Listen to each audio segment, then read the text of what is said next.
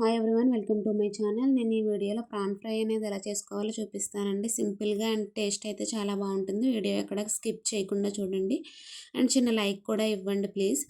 And first అయితే నేను KG PRAN తీసుకున్నానండి. ఇందులో 1/2 టేబుల్ స్పూన్ పసుపు, 1 table spoon salt, 1/2 table spoon కారం, 2 టేబుల్ స్పూన్ వరకు ఆయిల్ వేసుకోవాలండి.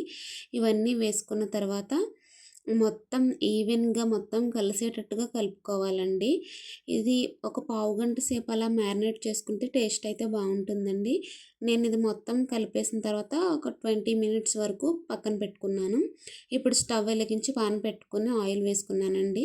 ఆయిల్ హీట్ అయ్యే లోపల నేను నా ఛానల్ గురించి 2 విషయాలు మాట్లాడాలనుకుంటున్నాను. నేను షార్ట్ వీడియోస్లో రంగోలీ వీడియోస్ అప్లోడ్ చేస్తానండి.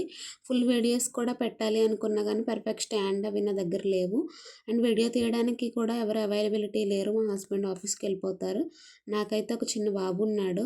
వాడు పడుకున్న టైంలోనే షార్ట్ వీడియోస్ అనేవి నేను తీసుకుంటానండి. ఖాళీ టైంలో అప్లోడ్ చేస్తాను. వాడు ఉంటే కనుక మధ్యలో చెరిపేయడం అలా చేస్తాడు. అండ్ పెద్ద ముగ్గులు వేయడానికి ప్లేస్ కూడా అంత లేదు. కొంతమంది ముగ్గుతో వేయమని, కొంతమంది శుద్ధతో వేయమని అలా చాలామంది కామెంట్ చేస్తున్నారు. Thank you so much for your suggestions. ఇప్పుడు వీడియోలోకి వచ్చేద్దాం. నేనైతే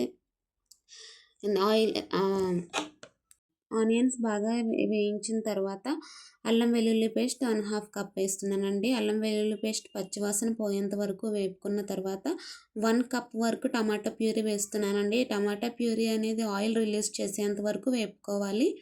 అది వేగిన తర్వాత 1 టేబుల్ స్పూన్ వరకు కొరియాండర్ పౌడర్ వేస్తున్నాను. అలాగే కొంచెం పసుపు, ఒక 4 పచ్చిమిర్చి చీల్చుకుని వేసుకున్నానండి.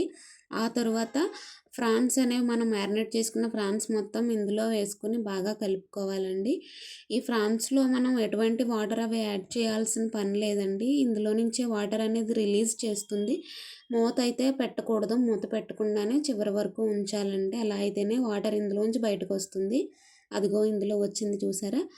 అలాగే ఇప్పుడు మనం ఇందులో కొంచెం సాల్ట్ అనేది చూసుకోవచ్చండి.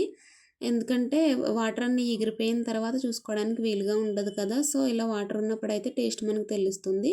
ముందు ఆల్రెడీ కొంచెం వేసాను కదా మ్యారినేట్ చేసినప్పుడు. ఇప్పుడు ఇందులో ఒక 1/2 టేబుల్ స్పూన్ వరకు వేసానండి సాల్ట్. మీ టేస్ట్కి తగినట్టుగా మీరు వేసుకోవచ్చు. సాల్ట్ వేసుకున్న తర్వాత ఈ వాటర్ అన్నీ ఎగిరేంత వరకు మధ్య మధ్యలో కలుపుతూ ఉండాలండి. ఇందులో కావాలంటే కరివేపాకు కూడా వేసుకోవచ్చండి. అది మన ఆప్షనల్, మన ఇష్టం. ఇప్పుడు ఇందులో ఒక 2 టేబుల్ స్పూన్ వరకు గరం మసాలా వేస్తున్నానండి. లాస్ట్లో వేసుకోవాలి గరం మసాలా. ఇది బాగా కలిసేటట్టుగా కలుపుకోవాలి మొత్తం. బాగా కలుపుకున్న తర్వాత లాస్ట్లో మనం కొద్దిగా కొత్తిమీర అనేది పైన జల్లుకోవాలి. అంతే అండి, simple and tasty prawn fry ready అయిపోయింది. వీడియో నచ్చితే తప్పకుండా లైక్ చేయండి. చివరి వరకు చూసినందుకు థ్యాంక్ యూ సో మచ్ అండి. ఇది కప్లో వేసేంత క్లిప్ మిస్ అయింది, సారీ. And thank you.